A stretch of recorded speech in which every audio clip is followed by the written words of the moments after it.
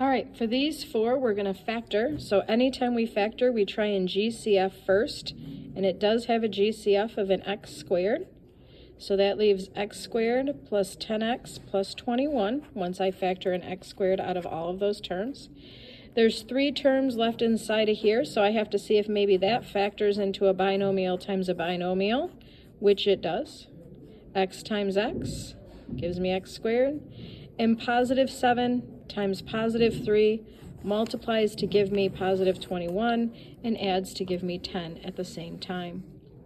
Below that, we have the difference of perfect squares. There's no GCF between these two terms. When we have two terms, it can only factor into a binomial times a binomial if we have perfect squares, or a binomial times a trinomial if we have perfect cubes, which we saw on the front page. X times x gives me the positive x squared, and positive 4 times negative 4 gives me the negative 16. Up here, there's no GCF of all 4 terms. Since this is 4 terms, we're going to break it into groups. Out of the first group, we can factor an x squared. Out of the second group, we can factor a negative 4. Notice here, now our common factor is the x plus 2. And then what we factored out becomes our other factor. This one is tricky. Don't assume you're done. Look right there. That factors again. We have the difference of squares. So that's going to factor into a binomial times a binomial, where the first times the first gives me x squared, and the last times the last gives me negative 4. You can leave your answer like this, or some of you might want to be fancy and write it as x minus 2 times x plus 2 to the second power. Either one is fine. And then the last factoring one here, there's no GCF between all 4 terms. Sorry, all 3 terms. So we're going to try and factor this into a binomial times a binomial, where the first times the first gives me x squared, so that'd be x times x. And the last times the last multiplies to give me negative 30 and adds to give me negative 7 at the same time. Down here, they want us to divide. When we divide, we're really going to multiply. And before we multiply, we're going to want to cancel out common factors. So what we're going to need to do is factor everything. So I'm going to factor the numerator.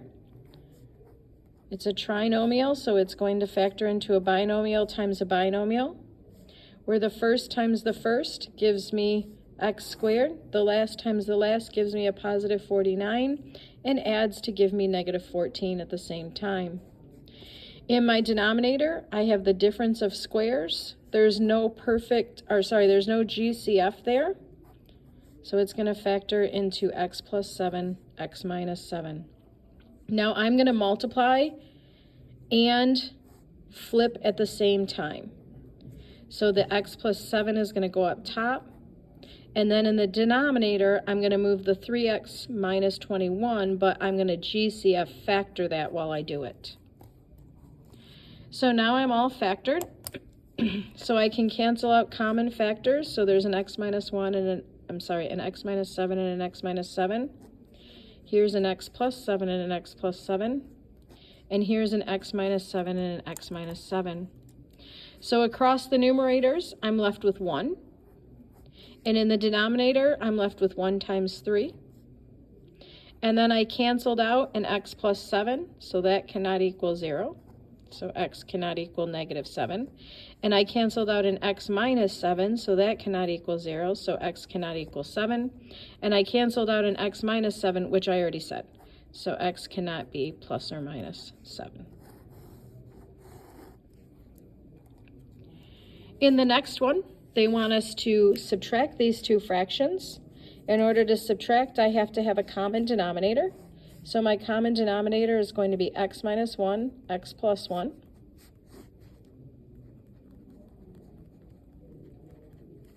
Here, what's missing from my common denominator is the x plus 1. So I'm going to multiply on top and bottom by x plus 1.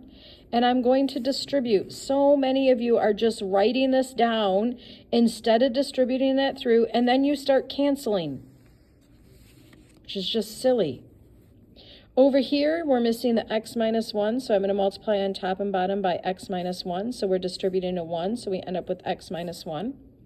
Again, we're not going to cancel here, because if we cancel, then the denominators don't match anymore and we can't subtract. So keep it like this, not canceling. The denominators are the same, so the denominators are going to stay the same. And in the numerators, we can combine 2x minus x and 2 minus a negative 1, which is a positive 3. And then we haven't canceled anything out, so this is our final answer. And then for this last one, we're going to write it for what it is, which is a division problem. So we're going to take this numerator. I'm going to try and fit it all on here.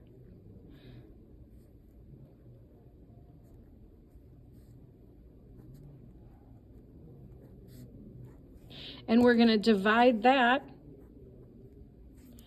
by this denominator.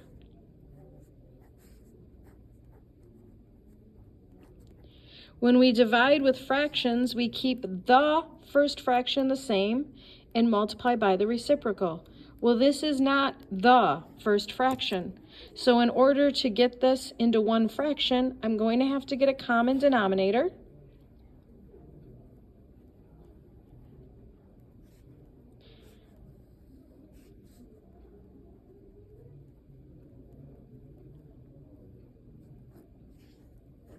And then once I get that common denominator, then I can go ahead and divide by the x plus 5 over x plus 7. But we'll worry about that in a second. Right now we got to get this common denominator. So right here what's missing is the x plus 2. So we're going to multiply on top and bottom by x plus 2. So this becomes 4x plus 8. And like I just said before, multiply it through. And here I'm missing the x plus 7, so I'm going to multiply on top and bottom by x plus 7, and again, multiply it through. Add your common factors, so I have 10x plus 50 all over x plus 7, x plus 2. And that's divided by, so we're going to multiply by the reciprocal.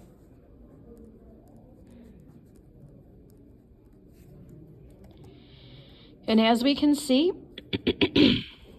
we can cancel this x plus 7's.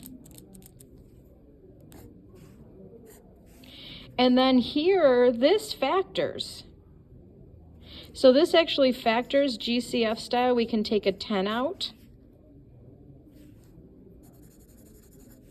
And then we have this x plus 5 in common. So what we end up with in the numerator is 10 times 1, which is 10. And in the denominator, 1 times x plus 2 times 1, which is x plus 2. And then, of course, we cross some stuff off. So we crossed off an x plus 5. So x plus 5 cannot equal 0. So x cannot be negative 5. And we crossed off an x plus 7. So x plus 7 cannot be 0. So x cannot be negative 7.